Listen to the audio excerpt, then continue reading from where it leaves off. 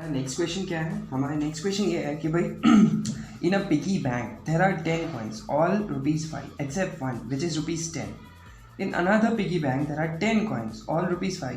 9 coins are taken from bank 1 and put into bank 2, and then 9 coins are taken from bank 2 and put into bank 1. Find probability that ₹10 coin is still in the bank 1. If your answer is P, find 57P minus 23. यानी क्या है भाई, दो piggy bank है और दोनों में 10-10 coins है, राइट। एक में कितने हैं? एक में 9 5 के कॉइन्स है और एक 10 का कॉइन है, और दूसरे वाले में सभी के सभी 5 के कॉइन है। हमने क्या किया, पिगी बैंक 1 में से 9 कॉइन लिए और पिगी बैंक 2 में डाले, और फिर वही 9 कॉइन्स नहीं लिए, फिर हमने वापस उसको मिलाया या कुछ भी कर दिया और 9 कॉइन्स लिए और वापस पिगी बैंक 1 में डाल दिए। तो हमें प्रोबेबिलिटी फाइंड करना है कि जो ₹10 का कॉइन था वो पहले पिगी बैंक में ही है अभी तक, उसके लिए, ठीक है। तो इसके लिए पहले तो 2 केसेस आएंगे। क्या आएंगे? केस 1 तो ये होगा कि भाई ₹10 का जो कॉइन था ना, या केस कोई भी केस हो सकता है, ऐसा नहीं है। केस 1 ये है कि जो जो 10 रुपीज़ का कॉइन था ना, वो पिगी बैंक 1 से पिगी बैंक 2 में गया और पिगी बैंक 2 से वापस पिगी बैंक 1 में आया, ठीक है। और केस 2 क्या होगा? केस 2 में ₹10 है ना, वो मूव ही नहीं किया, मतलब वो पिगी बैंक 1 में ही रहा पहले से, ठीक है। वो केस हमारा 2 हो जाएगा, और यही 2 केसेस है और तो कोई केस नहीं है, राइट। तो केस 1 कैसा है? हम पहले लिख देते पिगी बैंक 1 और बैंक 2 का।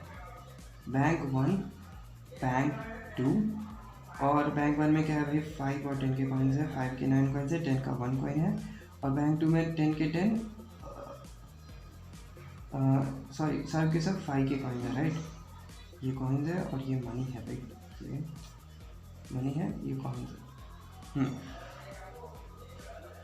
फिर इसके बाद हमें क्या है भाई, हमें प्रोबेबिलिटी फाइंड करनी है, ठीक है। तो हम केस 1 केस 2 बनाने की जगह डायरेक्ट ही फाइंड कर सकते हैं, ठीक है। प्रोबेबिलिटी रिक्वायर्ड मतलब जो भी हमारा हमारे केस क्या है, राइट। तो क्या होगा प्रोबेबिलिटी पहला कि ₹10 कॉइन बैंक 1 से बैंक 2 तक गया और प्लस बैंक 2 से बैंक 1 में भी आया, ठीक है। बैंक 2 से बैंक 1 में भी आया, पिगी बैंक, राइट। हाँ, और दूसरी प्रोबेबिलिटी क्या होगी कि भाई ₹10 मूव ही नहीं किया, नॉट मूव, ये वाला है, ठीक है। तो इसका क्या होगा भाई, ₹10 का कॉइन बैंक 1 से बैंक 2 क्या जाएगा? तो पहले तो हमें 9 कॉइन सिलेक्ट करने हैं, किसमें से? पिगी बैंक 1 में से। तो हमें ₹10 का कॉइन बैंक 1 मतलब चूज़ करना ही है क्योंकि वो मूव कर रहा है, राइट। तो हमने क्या किया, 1 चूज़ 1, मतलब 10 का कॉइन तो चूज़ किया ही किया है, राइट। और फिर ये हमारे सिर्फ अभी हम फेवरेबल देख रहे हैं, ठीक है, केसेस के लिए। और फिर कितने हैं? फिर हमें 8 कॉइन चुनने हैं, मगर 8 कॉइन कितने में से? 9 में से 8 कॉइन चुनने हैं, ठीक है। और फिर क्या हो जाएगा भाई, ये कितने, हमने 10 में से 9 कॉइन चुने हैं, राइट। ये 1 चूज़ 1 मतलब 10 का कॉइन चुना, 9 चूज़ 8 मतलब 9 जो 5 के कॉइन थे उसमें से 8 5 के कॉइन चुन लिए, और 10 चूज़ 9 मतलब 10 जो टोटल कॉइन्स थे उनमें से कोई भी 9 कॉइन चूज़ कर लिए। और फिर क्या होगा, फिर बैंक 2 से बैंक 1 में भी आना है, तो उसमें भी क्या होगा, 1 चूज़ 1 मतलब 10 का कॉइन तो चूज़ किया ही किया, राइट। मगर अभी है ना, बैंक 2 में कितने कॉइन्स होंगे? 10 कॉइन्स थोड़े होंगे, 10 तो कॉइन्स उसके पास पहले से थे और 9 कॉइन्स इधर से आ भी रहे, यानी टोटल 19 कॉइन्स होंगे। अब 19 में से हमने 1 तो चूज़ कर लिया जो 10 का था, यानी बचे कितने कॉइन्स है? 18 कॉइन्स बचे। तो 18 में से कितने चुनने हैं? 8। क्यों? क्योंकि एक कॉइन तो हम पहले से चुन चुके हैं, राइट। ये हुआ, और टोटल कितने केसेस हो जाएंगे भाई? 19 कॉइन्स थे, उसमें से कोई भी 9 चुने थे, राइट। ये हमारा केस 1 होगा। केस 2 में क्या होगा? केस 2 में तो भाई 9 चूज़ 9 के जो 5 कॉइन थे, मतलब सॉरी 9 कॉइन्स थे जो 5 रुपये के थे, राइट। 5 के जो 9 कॉइन्स थे, ऐसा कहना चाहिए, वो हमने सबके सब चुन लिए। और टोटल केसेस क्या? टोटल केसेस तो 10 में से कोई भी 9 कॉइन्स का होगा, और वापस क्या होगा, 19 में से 9 कॉइन्स चुनने, राइट। अब इसमें से भी हम कोई भी चुन सकते हैं, क्यों? क्योंकि भाई 10 का तो कोई कॉइन ही नहीं है वहाँ पे, तो 19 में से 9 कॉइन चुन ली, और इसके भी टोटल केसेस क्या होंगे भाई? 19 चूज़ 9 होंगे, क्योंकि 9 ही कॉइन्स हमें चुनने हैं, राइट। तो अब हम इसे सॉल्व करते हैं, तो क्या आएगा हमारा? आ जाएगा भाई 1 choose 1 dot 9 choose 8, 10 choose 9 dot 1 choose 1 dot 18 choose 18, 19 choose 9, right. और ये क्या था? 9 चूज़ 9, ठीक है।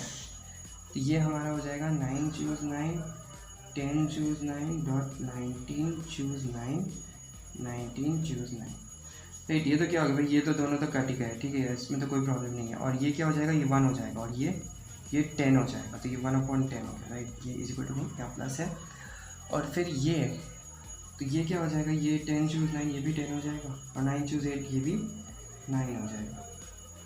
यहाँ पे प्रॉब्लम है भाई, यहाँ पे हमें कैलकुलेट करना पड़ेगा। तो 18 factorial upon 8 factorial 10 factorial upon यहाँ पे क्या होगा 19 फैक्टोरियल 9 फैक्टोरियल 10 फैक्टोरियल, भाई 10 फैक्टोरियल 10 फैक्टोरियल तो गया, और यहाँ पे 19 आ गया, और यहाँ पे 9 आ गया, तो ये क्या हो गया 81 अपॉन 190 प्लस 1/10, तो ये क्या हो जाएगा 81 प्लस 19 अपॉन 190, कितना हो रहा है 100 हो रहा है, राइट। 100/190, यानी हमारा आंसर 10/19 है। ये हमारा P आया, और हमें क्या फाइंड करना है 57P - 23, तो वो कैसे आएगा 57 को क्या 10 और 19 से 10/19 से मल्टीप्लाई करके 23, यानी हमारा 30 में से 23, राइट, क्या होगा 7 हमारा आंसर हो जाएगा।